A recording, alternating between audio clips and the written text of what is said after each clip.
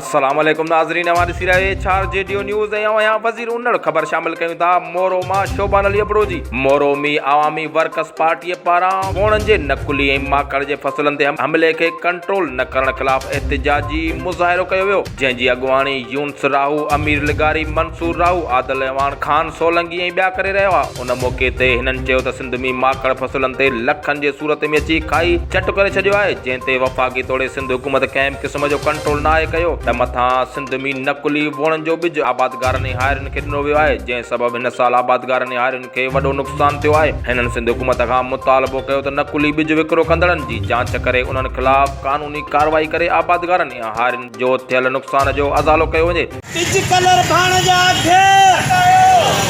नकली ॿिज विकिणण, मार्केट में वणनि जा नकली ॿिज विकिणण, मार्केट में वणनि जा नकली ॿिज विकिणण।